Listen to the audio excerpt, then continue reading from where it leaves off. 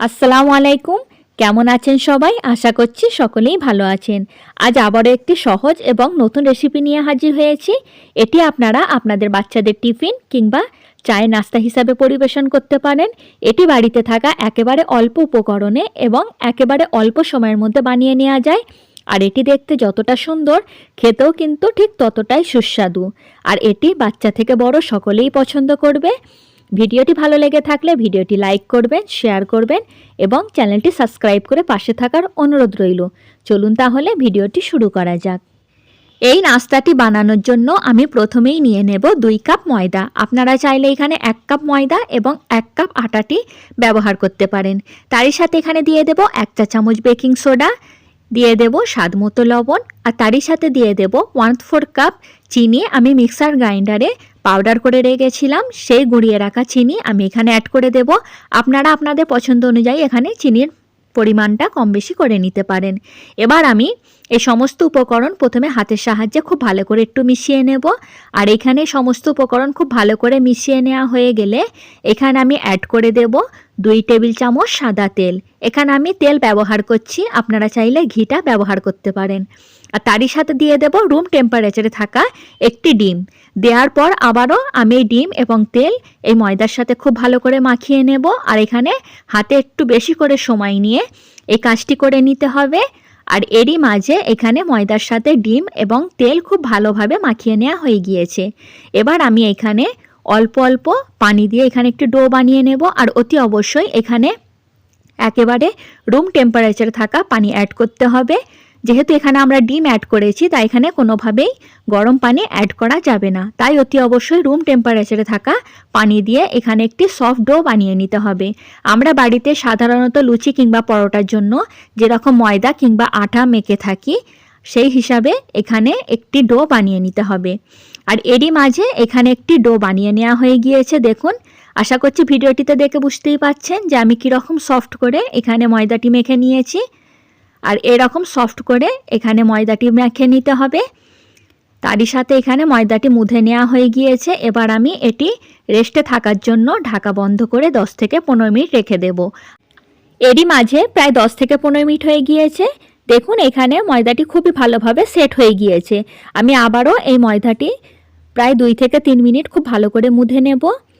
আর দেখুন এখানে ময়দাটি কতটা পরিমাণে সফট হয়েছে। আর আপনাদের হাতে যদি সময় কম থাকে তাহলে আপনারা এই ময়দাটি রেস্টে রাখার কোনো প্রয়োজন নেই, সাথে সাথে এই নাস্তাটি বানিয়ে নিতে পারেন। যেহেতু আমরা এখানে চিনি পাউডার করে মিক্স করেছি, তার ফলে এই নাস্তাটি বানাতে কোনো প্রবলেম হবে না। এরই মাঝে এখানে ময়দাটি আবারও মুধে নেওয়া হয়ে গিয়েছে। এবার আমি ময়দাটি 2 ভাগে ভাগ করে নেব। ভাগ করে নেওয়া হয়ে গেলে এখান থেকে আমি একটি লেচি উঠিয়ে নেব এবং অপর লেচিটি আবারও ঢাকা বন্ধ করে সাইডে রেখে দেব। তারই সাথে আমি এই লেচিটি খুব সুন্দরভাবে গোল করে গড়ে নেব। এরই মাঝে লেচিটি গোল করে গড়ে নেওয়া হয়ে গিয়েছে। এবার আমি এখানে নিয়ে নেব সাদা তিল।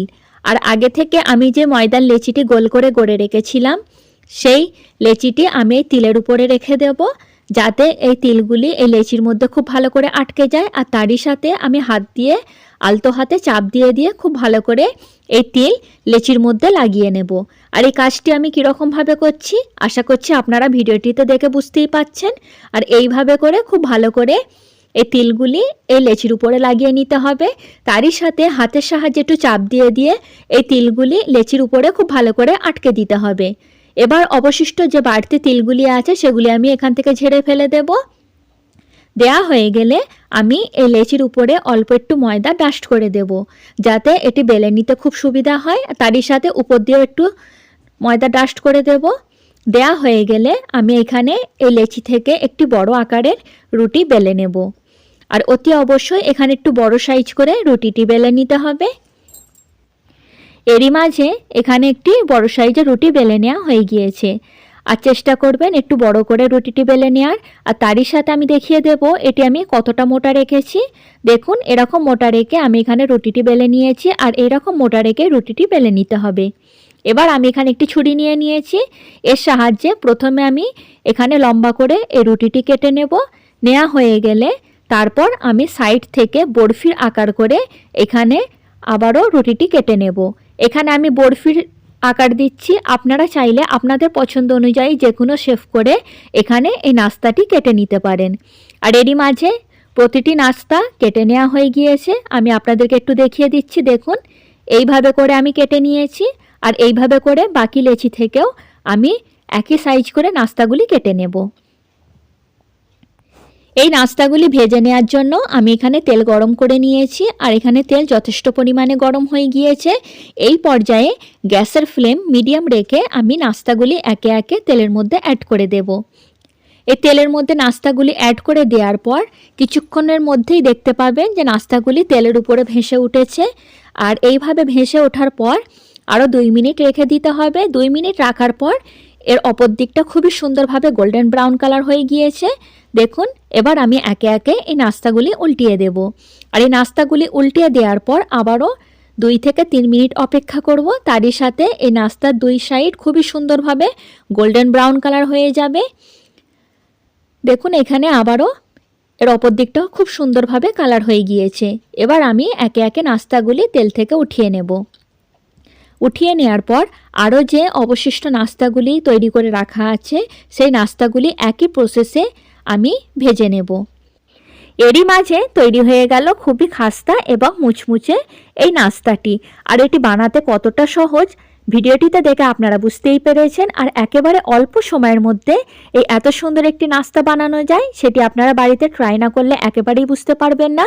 এটি বানিয়ে নেওয়ার প্রায় 4 থেকে 5 ঘন্টা পরেও এই নাস্তাটি খুবই মুচমুচে এবং খাস্তা থাকে। এটি আপনারা যদি বাচ্চাদের টিফিনে দেন তাহলে তারা তো খুবই মজা করে এটি খাবে। আর এই রেসিপিটি আপনারা যদি বাড়িতে ট্রাই করে থাকেন, আপনাদেরকে এই রেসিপিটি কেমন লাগলো আমাকে জানাতে একেবারেই ভুলবেন না। আর এরকম সহজ সহজ নাস্তা পেতে আমার ভিডিওটি সাবস্ক্রাইব করতে একেবারেই ভুলবেন না। ফিরে আসবো আবারও নতুন কোনো এরকম সহজ রেসিপি নিয়ে। ততদিন সুস্থ থাকবেন, ভালো থাকবেন। আল্লাহ হাফেজ। আল্লাহ হাফেজ।